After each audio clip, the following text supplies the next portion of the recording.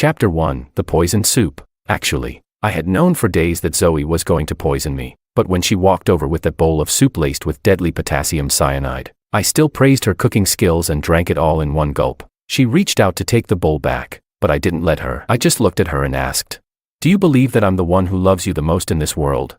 Zoe's attention was only on the bowl. She wanted to destroy the evidence. "Of course I do. Now give me the bowl. I need to wash it." I still didn't hand it over, and asked again, "You do realize how naive you are, right? How easy it is to fool you." The moment I brought that up, her mood shifted. "Oh, here we go again. You're saying I'm dumb, aren't you? Fine. You're the smart one. I'm the idiot. Happy now?" She snatched the bowl from my hands and stormed into the kitchen, muttering under her breath, "Since you're so smart, why don't you just die already?"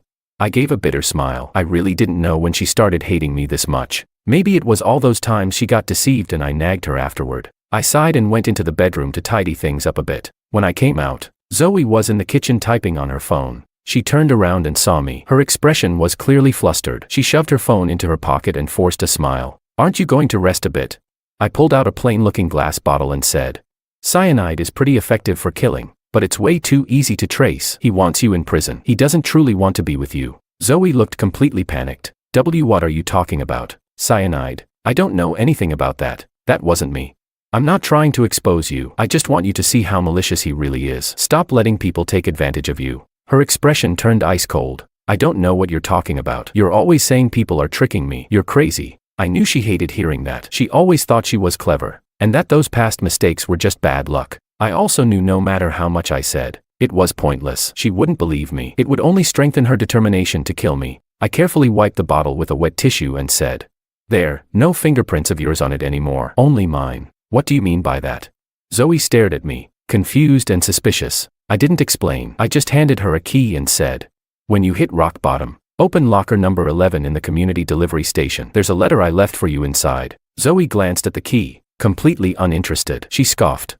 "Who even writes letters these days? So lame." With that, she walked into the bedroom and slammed the door. I sighed, placed the key on the coffee table, and sat down on the couch, waiting for death to come. The truth was, she didn't need to poison me at all. I was diagnosed with terminal cancer half a year ago. I only had days left to live. Rather than dying in agony from the illness, I preferred to die by her hand. Maybe it was some kind of twisted sense of dignity. At the very least, dying this way gave my end some kind of meaning. Within minutes, the effects kicked in. She had used far more poison than I expected. The reaction was intense. In just a few hours, I was already nauseous, vomiting, and my limbs were twitching. Hearing the sound of me throwing up, Zoe came out of the bedroom with her phone in hand. I was on the floor, heaving violently, nearly vomiting blood. She stood there, motionless, with a hint of satisfaction in her eyes, as if she was savoring victory. When I looked up at her, she finally put on a fake concerned expression and asked, "Are you okay?" Chapter 2: The Handwritten Letter. "I'm fine." I shook my head, forcing myself to endure the burning pain that consumed my whole body, and reminded her. I left the key to the delivery locker on the coffee table. "Don't forget it." "Yeah, I know." Zoe still stood by the bedroom door, not moving an inch. 10 minutes later, I was lying on the floor, convulsing uncontrollably, barely able to breathe. Only then did Zoe walk over. She no longer pretended to care, her face twisted with disdain. "You always said I was gullible, easy to fool. And now what? You're so smart, but you're still dying, aren't you?" I could no longer respond. I barely opened my mouth and whispered, "I love you." Maybe she heard it, maybe she didn't. Either way, it didn't change a thing. As I neared death, I shakily pulled a piece of paper from my pocket. Zoe glanced down at it, and her eyes immediately lit up. She snatched the paper, read it for a long moment, then gave me a smug little kick. "At least you had a bit of conscience left. You fool. Claiming you had terminal cancer, couldn't take the pain anymore, and poisoned yourself. Now I don't even need to come up with an excuse, with no more need to pretend." Zoe called her lover, Oliver. "He's almost dead. You can come over now." Not long after, Oliver arrived. He frowned at the sight of my blackened lips and fingernails. Zoe, overjoyed, wrapped her arms around him. "Look, he's really dead now. We can finally be together openly." But Oliver let out a long sigh. "You gave him too much. The symptoms are way too obvious. The police will definitely investigate." "Huh? I followed your instructions exactly. Maybe I accidentally added too much." "Yeah, obviously you did. Relax. It's fine." He left a suicide note. "It says he was in the final stages of cancer and couldn't take the pain anymore. It clears us completely. Even the bottle that held the cyanide, he wiped it clean. No fingerprints of mine on it. Oliver looked surprised. He took the letter and examined it carefully, confirming it was indeed written in my handwriting. A smile of satisfaction appeared on his face, though his eyes briefly betrayed a flicker of disappointment. Damn bastard, he thought to himself, even after dying. You're still stirring up trouble. Wouldn't it have been easier if the poisoner just took the blame? But he didn't say any of that out loud. Instead, he looked at Zoe, still frowning. Even with the note clearing you, the cops are definitely going to investigate. You'll probably be detained for a few days at least. But don't worry, it's just standard procedure. Of course, they've got no evidence anyway. Still, it pisses me off. Just because of this dead guy, I'll have to sit in a cell for a few days. So annoying. Zoe looked truly upset. Like being locked up for a few days was worse than me dying. Oliver spoke again. Before the police get here, you should transfer all your assets into my name. Huh? Why? Zoe finally sounded a little suspicious. Oliver put on a serious face. Are you dumb? He's dead now. Do you really think his relatives won't try to cause trouble? If you're detained, they could swoop in and take everything. We're not married yet, so I'd have no legal reason to stop them. Oh, right. I didn't think of that. With the kind of family he has, they'd totally do something like that. Zoe's suspicion vanished completely in an instant. She looked at Oliver with admiration, praising him. You're so thoughtful. I never think that far ahead. I'm not thoughtful. I'm just thinking about our future. Oliver wrapped his arm around her, whispering sweet dreams of the life they'd share together. Chapter 3, No Contact. Zoe nestled in Oliver's arms, full of dreams for the future. She felt she had finally met a man who truly understood her, accepted her, and cherished her, unlike me, who only ever nagged that she was too naive. Looking down at the corpse on the floor, Zoe scoffed. Just watch. Without you, I'll only be happier. Afterward, Zoe transferred all her assets to Oliver's name. Oliver even deliberately waited a few more days, until the body began to reek, before telling Zoe to call the police. Just as Oliver predicted, despite the suicide note stating I had poisoned myself due to terminal cancer, the police still temporarily detained Zoe. The time of death was too far back. It was hard not to be suspicious, but since there was no evidence, she was released in less than a day. When she got out, it happened to be the 7th day after my death, a traditional day to mourn. But the house was already in Oliver's name, and my relatives had no place to set up a memorial. In the end, they had no choice but to rent a small corner at the crematorium. One of my relatives called Zoe, asking her to come burn offerings for the 7th day, and also wanting to understand what had happened, why I would suddenly commit suicide. Zoe answered the call and immediately snapped. He killed himself. What's that got to do with me? Stop asking me about everything. If you think something's wrong, go ask the police. And don't ever call me again. I have nothing to do with your family anymore. Honestly, meeting him, and all of you, was the worst thing that ever happened to me. After hanging up, Zoe felt refreshed. She started humming and called Oliver, asking her future husband to come pick her up, but the call went unanswered. She thought he was probably busy and tried again later. Still no answer. After several tries with no response, she angrily hailed a cab and headed straight to Oliver's place. On the way up, she was fuming. When I see him, I'm going to kick him hard. He knew I was getting out today and didn't even come pick me up. So rude. Still, the thought of finally being able to be with Oliver openly, sleeping in his bed, curled up in his arms, maybe even having a baby with him, brought a smile to her face. When she reached his door, Zoe knocked. The door opened quickly, but it wasn't Oliver who answered. It was a middle-aged man she didn't recognize. Inside the apartment, loud construction noise rumbled. Who are you? The man asked, puzzled. Is Oliver home? You guys must be from the renovation crew. Right. He must be trying to surprise me, remodeling the place before we get married. The man gave her a strange look. This place is being renovated. Yes, but I'm not from any renovation company. I'm the new owner. Oliver sold me the apartment 2 days ago. Didn't he tell you? Zoe froze. Sold. She didn't think too much of it. I still have my own apartment, she told herself. Maybe Oliver was just trying to consolidate finances for our future. Still, shouldn't he have at least told her? Even if it wasn't technically shared property. When you love someone, shouldn't you discuss these things? Zoe was a little annoyed. She pulled out her phone and called Oliver again. No answer. Fuming, she went downstairs and headed toward their other place. But when she got there, she saw people moving furniture out. Zoe's heart leapt. He's here. She rushed forward to enter the house, but someone blocked her way. Chapter 4, Disappearance. A middle-aged woman looked at her and asked, "Who are you? What do you want?" "What do I want? This is my house. I should be asking you what you're doing here." The woman frowned in confusion. "Your house? I just bought this place. You must have the wrong address." Zoe was momentarily stunned. Just bought? From who? From the owner. Of course, his name was Oliver, I think. Zoe was speechless. This house was sold too. She refused to believe it and began making a scene outside the door, but the woman showed her the title deed, fully transferred and filed through official channels. It was useless. Zoe had no claim anymore. In the end, she had no choice but to call the police. When the officers arrived, it didn't take long for them to understand the situation. One of them said to Zoe, "Regardless of what your relationship to this property was before, the documents are fully in order. It was legally purchased through the Housing Bureau. If you want answers, you should go find Oliver. But don't keep making trouble here, otherwise, we'll have to take you in." Zoe stopped yelling, but she didn't leave either. She squatted on the ground, wiping away tears, while continuing to call Oliver over and over again. She kept calling until her phone battery was almost dead, but still, he didn't answer. The middle-aged woman seemed to realize something. "Miss, could it be, you've been scammed? Think carefully. Aside from the properties, is there anything else that's in his name? You'd better check before it's all gone." "No way. He was going to marry me. Why would he scam me?"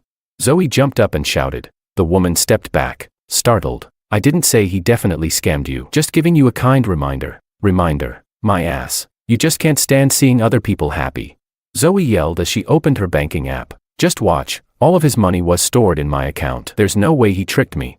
But once she logged in, the balance showed a glaring, cold zero. Zoe thought she must be seeing it wrong. She rubbed her eyes hard, double-checked the card number, and stared at the screen for a long time before finally accepting the truth. Her account had been drained. A police officer walked over, glanced at the screen, and said, "Check the transaction history." Zoe quickly did. The records showed that 2 days ago, the entire balance had been transferred to an unknown account. The officer's expression turned serious. "You might be a victim of fraud. Please come with us to the station to file a report." "No, that's impossible." "Wait, I still have a car. It's worth hundreds of thousands. It must still be there."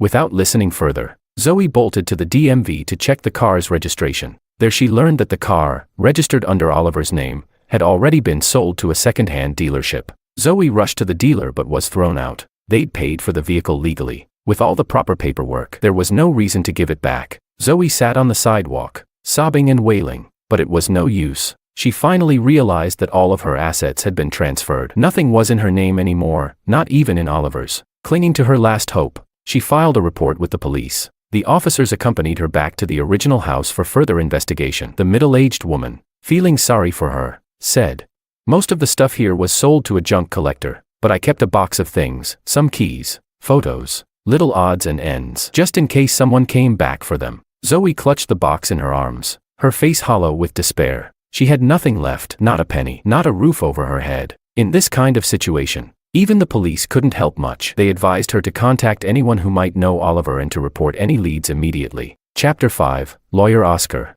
Zoe sat on a bench in the neighborhood, holding her phone, but couldn't bring herself to dial a single number. It was only now that she realized she didn't actually know anyone around Oliver. He had talked about this relative, that friend, but she had never met a single one of them. Had she really been scammed? That wasn't a question anymore. It was a fact. Just then, a delivery guy pulled up on his electric scooter. He glanced at her and said, "MS, Zoe. Right. I think you've got a package in locker number 11. It's been sitting there for days. If you don't pick it up soon, there'll be a fee." Zoe looked up at him, and only then remembered the key I had given her before I died. I told her, "If you ever hit rock bottom, open locker number 11. Inside was a letter. But she thought to herself, what use was a letter now? What could it possibly say that would matter?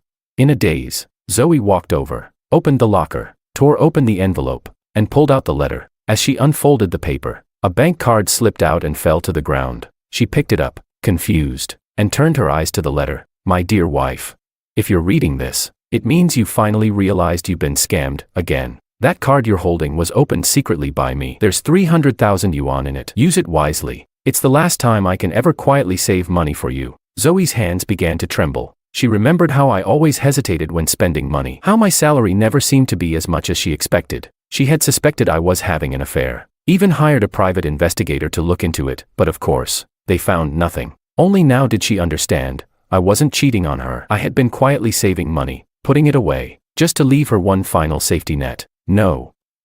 You couldn't have thought this far ahead for me. Zoe stared at the letter, disbelieving. But when she ran to check the card at an ATM, the screen confirmed it. 300,000 yuan. Her whole body trembled as she hurried back to the letter and continued reading. "If I were him, I'd transfer all your assets into my name and vanish the moment everything's settled. If I guessed right, by now you've lost not only your cash, but your house and your car too. Don't panic. Go to the law office and look for a lawyer named Oscar. I left a notarized document with him, a property that was never transferred out of my name. He'll help you put it under your name. But please, don't ever transfer it to anyone else again. I won't be around to help you next time. After all, I'm already dead. At the law firm, lawyer Oscar slid a stack of notarized documents across the table to her. This is the paperwork Mr. Ning asked me to prepare, a non-registered property. All it needs is your signature, and it will legally belong to you. I heard Mr. Ning passed away from cyanide poisoning. Such a shame. A man like that, he must have been under a lot of pressure. Zoe stared at the legal documents in a daze. From having nothing to having cash, a home, a place to belong. Just moments ago, she had hit rock bottom, and now, as if the clouds had parted, the path forward was clear again. But none of this came from Oliver, the man she believed was her true love. No, it came from the very man she hated enough to poison her husband. Zoe's body trembled. She clutched the letter tightly in her hands, muttering something under her breath. Lawyer Oscar couldn't make it out and had to lean in closer. MS. Zoe, are you saying something? Do you not understand part of the process? Then he finally heard her. Why didn't you tell me you did all this sooner? Chapter 6, Help me find him. Lawyer Oscar was silent for a moment, then said, Actually, besides the property, Mr. Ning also gave me 50,000 yuan as a consulting fee, prepaid on your behalf. He asked that before making any important decisions in the future, you come to me for advice. To be honest, 50,000 barely covers a few hours of my time. But when he said he was about to die, I couldn't bring myself to refuse. Zoe looked up at him, her eyes already beginning to redden. She didn't speak. Instead, she picked up the letter and kept reading. My dearest wife, I know you never liked when I called you that, but to me, you will always be the woman I love most. In the days without me, please learn to take care of yourself. If you ever decide to remarry, marry a chef. You're always dieting and skipping meals. Maybe someone with real cooking skills can help you eat better and stay healthy. Or maybe a piano teacher. You love piano music. And even though I practiced for so long, I could only manage a clumsy version of A Search for Dry and Dry. Or even a pet shop owner. You adore animals but hate cleaning. He could make your life a lot easier. In short, find someone who suits your heart's desire. But please, never fall for someone like me again. Because aside from loving you, I wasn't good for much. Maybe it's for the best that you insisted we never have children. At least now, there's nothing tying you down. So go on, without me. I know you'll be happier. Tears dripped onto the letter, soaking into the paper and smudging the ink. Oscar didn't know what the letter said. Out of professional courtesy, he hadn't peeked. He simply pulled 2 tissues from the box and handed them to her. The dead don't return. MS. Zoe. But from what I can see, Mr. Ning truly loved you. No matter what happens next, at least once in your life, someone loved you with all his heart. Zoe couldn't hold it in anymore. She broke down sobbing. She remembered so much. That time he dragged her, beaming with excitement, into a fancy restaurant and played A Search for Dry and Dry so awkwardly on the piano. She had found it utterly humiliating and shouted at him before storming out. What must he have felt then? Maybe just disappointed. She remembered how, no matter how busy he was, he always woke up early to make her breakfast, 7 or 8 different dishes, just in case there was something she didn't like. Even though she often slept in until noon and never ate a single bite, he never stopped doing it. He'd beg her gently to eat more, say she was too thin, while she just snapped that he didn't understand how women wanted to stay beautiful, nagging like an old man. And then there were the pets, the housework, the laundry and mopping. Every holiday, he'd go with her to visit her family, but not once did they ever spend New Year's Eve at his. Zoe, drenched in tears, looked at lawyer Oscar and cried out. I never did anything for him. Nothing. Not a single thing. Oscar sighed. He knew words were meaningless now. He just slid the tissue box closer to her. After crying until her eyes dried out, Zoe finally calmed down. Suddenly, she asked, Lawyer, can you help me find someone? Who? A man named Oliver. Zoe pulled the bank card from her pocket and placed it on the desk. There's 300,000 yuan in this account. And this house too. If you can find him, they're yours. Oscar raised an eyebrow slightly. Can you tell me who he is to you? Or, what you want with him?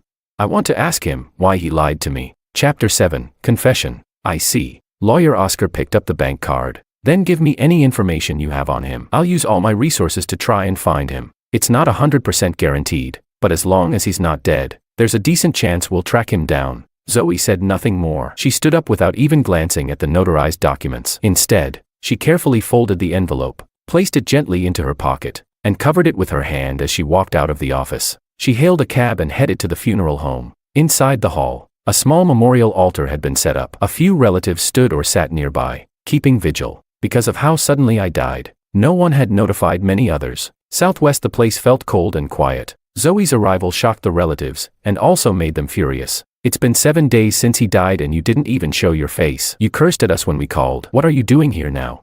Her second uncle barked at her, face flushed with anger. I'm sorry, I was wrong, Zoe said, lowering her head. I want to light some incense for him. No need for your fake sympathy. You're just afraid people will gossip. For him to marry a woman like you must have been the worst luck of his life. I bet that cancer thing was a lie too. Maybe you killed him. Zoe kept her head down. She didn't argue, nor did she admit anything. Some softer-hearted relatives, likely out of consideration for me, decided to let her be. Zoe slowly approached the urn, staring at the smiling face in the framed photo. It took her back to the early days of our marriage. Back then, life had been joyful, warm, the two of us dreaming about the future together, side by side. But after she was scammed a few times and suffered major losses, everything had begun to sour. The pressure grew, the mood darkened. With the relatives watching, Zoe knelt before the altar. She bowed her head again and again. Thump, thump, the sound echoing through the quiet hall. Everyone was stunned. They had thought she was cold and heartless. No one expected this. I'm sorry. I was wrong. You were right. I was the fool. I'm sorry. She repeated those words again and again until her forehead split open from the force, blood mixing with her tears, dripping freely down her face. The relatives rushed to stop her, dragging her up. When they saw Zoe's face, covered in blood and tears, they were all taken aback. She pushed them away, then bowed again toward the relatives, slamming her head into the ground with each kneel, sobbing as she confessed. Even her second uncle, who hated her most, was speechless. He could only mutter with a stiff neck. Well, if you felt this way, then what were you doing before? You said you wanted nothing to do with us. Humph.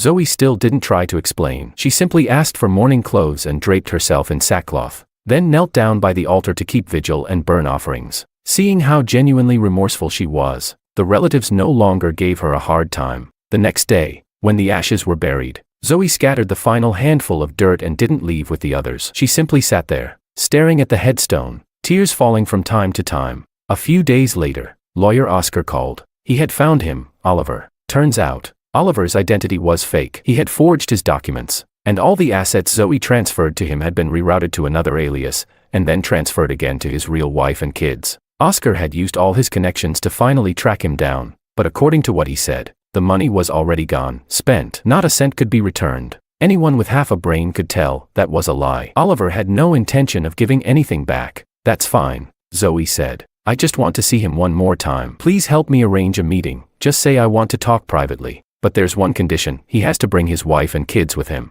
Chapter 8, Questions. That's not a problem, said Oscar. I'm sure he'll be happy to settle this privately. But personally, I'd still recommend you report him and press charges. Even if you can't get the money back, at least he'd do some time in prison. No need, Zoe replied flatly. Jail doesn't punish people like him. It's meaningless. Oscar didn't push it. As a lawyer, he could give advice, but he couldn't make decisions for his client. A day later, Zoe met Oliver again in a hotel room. To be more accurate, it was a reunion with his entire family. Oliver showed no signs of embarrassment. His wife was a plump woman, and their 2 children, a boy and a girl, looked about 7 or 8. They walked into the room without a hint of awkwardness. The kids immediately jumped onto the bed and began playing as if they owned the place. Shoes still on, they quickly dirted the clean white sheets. The plump woman stared at Zoe, waiting for her to scold the kids, just so she'd have an excuse to pick a fight. She'd clearly done this kind of thing before. Starting a conflict gave her the upper hand. It would throw everything into chaos, but Zoe didn't even glance at them. She simply pointed to a few bottles of drinks on the table.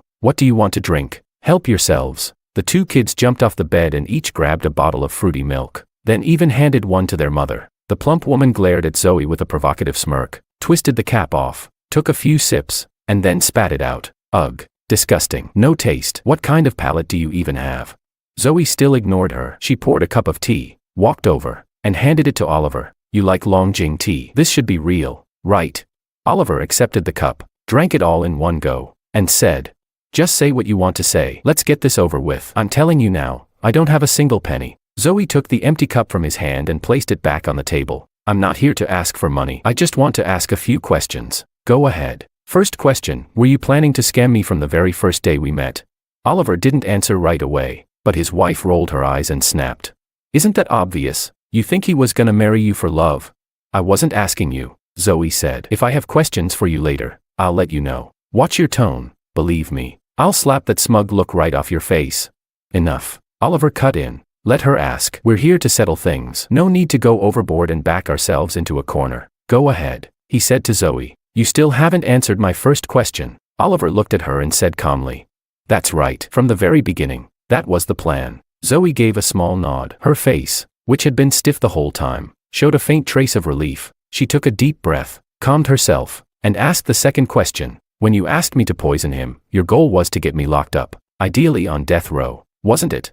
Oliver hesitated for a moment, then said, I never told you to poison anyone. Don't try to pin that on me. His eyes darted around the room, scanning the corners. Zoe caught his meaning. Relax. There are no cameras here, no hidden recordings. If I wanted to drag you down, I could have gone straight to the police. Her logic was sound, but Oliver was experienced in shady dealings. He knew better than to leave any evidence behind. No matter how she asked, he wouldn't admit to instigating the poisoning. But Zoe didn't push further. His evasion had already given her the answer she needed. Third question, she said, pausing as she looked him in the eye. Do you feel even a shred of guilt toward me? Chapter 9, Murder. No. Oliver shook his head without the slightest hesitation. He knew better than to give someone like Zoe even a sliver of hope. He dealt with women who would cling on like leeches if he did. Zoe's expression twisted with bitterness. The plump woman, seeing this, smirked triumphantly. Women like you, there's a dime a dozen. You really thought you were some goddess, that every man would fall head over heels for you. Please, you were dumb. Don't blame anyone else. Zoe turned to look at her and nodded. You're right, I was dumb. There was only one man in this world who ever loved me with his whole heart, and I killed him, with my own hands. Done with your questions, Oliver said impatiently. Good. So how do you want to settle this? Zoe didn't answer. She walked past them and quietly locked the door. Oliver immediately felt something was wrong. Why are you locking the door? He asked, stepping forward, but collapsed to the ground before he could take a second step. Zoe turned to him, expression cold. I had someone source this drug specially. After you ingest it, your whole body goes numb within 1 minute. What are you trying to do? Oliver stammered, panic in his eyes. What I'm doing is very simple. Zoe pushed the plump woman aside. Her body was already paralyzed, unable to resist, and she fell, cracking her head on the corner of the table, blood spilling instantly. Zoe didn't even glance her way. She opened a drawer, pulled out a sharp knife, and crouched down in front of Oliver. The blade gleamed inches from his face. Oliver's entire body trembled. Don't do this. Let's talk. Everything's negotiable. He raised his voice deliberately, hoping someone in the next room would hear. Zoe spoke calmly. Stop yelling. This hotel has the best soundproofing in the city. Don't you remember? You brought me here once and said we could scream as loud as we wanted. No one would hear a thing. Oliver's face twisted in fear. I'll give you money. I didn't spend it all. There's plenty left. How much do you want? I'll give it to you. Money. Zoe tilted her head slightly, then drove the knife straight into his stomach. You were with me for money, but I wasn't with you for that. I wanted a man who loved me completely, and I had one. But you destroyed him. With every sentence, she plunged the knife again, and again, over a dozen times. The blade sank into flesh. Blood splattered across the floor. The air filled with the stench of death. The plump woman and the 2 children stared in silent horror. If they could move, they would have curled into the farthest corner possible. Oliver began coughing up blood, his life draining fast. He never imagined that the seemingly delicate Zoe would actually kill someone. But the truth was, Zoe had planned this long before. She had slipped the drug into the tea, and even injected the drinks with a paralyzing agent. As Oliver finally lay still, breathless, Zoe's entire body was soaked in blood. She yanked the knife from his corpse and turned toward the plump woman. Chapter 10, No Right or Wrong Ending. The woman had already wet herself. Yellow liquid spread beneath her, pooling on the floor. Zoe's face twisted into something monstrous. Now it's your turn to answer some questions. You married a man like that. Did it make you happy? Happy? No, not happy. The woman shook her head furiously, denying everything. But Zoe wasn't here to let her go. The knife plunged into her stomach. If you weren't happy, why did you stay with him? Another stab. If you weren't happy, why didn't you stop him when he did terrible things? Another. If you weren't happy, why did you barge in and yell at me the moment you arrived? Another. If you weren't happy, why didn't you just die? Each question came with another blow. The woman died quickly, her eyes wide open. This time, her usual forceful attitude had met someone more ruthless. Then, Zoe turned to the 2 children. Her eyes were like ice. Now it's your turn. With parents like those, are you happy? The kids were terrified. They shook their heads, then nodded, not knowing what to say. They were too scared to even think. No one, especially children, can face death without fear. But Zoe didn't kill them. Children, even bad ones, are still innocent. They were simply raised in a toxic environment. Remember what happened here today. When you do something evil, you pay for it. You might get away once or twice, but one day, you won't. And that's the day you die. Zoe dropped the knife and walked out. The children's cries echoed down the hall. Curious guests peeked in, only to scream when they saw the blood, the bodies. Murder. Call the police. By the time police arrived, Zoe was already sitting in the interrogation room, handcuffed. She had turned herself in, admitted to poisoning her husband, and killing Oliver and his wife afterward. The officers were stunned. This frail-looking woman had killed 3 people. In the courtroom later, when the judge asked if she had anything to say, Zoe made 2 requests. First, to be sentenced to death, to repay her husband's life with her own. Second, to be allowed to die holding the letter he left her. She hoped, maybe in hell, she'd get the chance to say sorry. The verdict wasn't hers to decide, but the murders were brutal, the motive clear. The judge sentenced her to death by lethal injection. Her final request was granted. When the injection began, Zoe gripped the letter tightly. It was stained with blood, with tears, with all her remorse. The story made headlines across the city. Of course, lawyer Oscar saw it too. One of his colleagues sighed. At least she showed remorse in the end. Maybe she wasn't all bad. Oscar was quiet for a moment. Are you sure it was remorse? What else could it be? The colleague asked, puzzled. Oscar shook his head, sighing softly. Zoe will never know. The one who understood her best was her husband. A man dying from terminal cancer used that understanding to kill the person who wanted him dead. Tell me, was he good or bad? The colleague stared in shock. You mean? Mr. Ning was the one who... I didn't say anything. Oscar cut him off. He stood up, walked to the window, and looked out at the endless stream of traffic. Good or bad, who can really say? Right,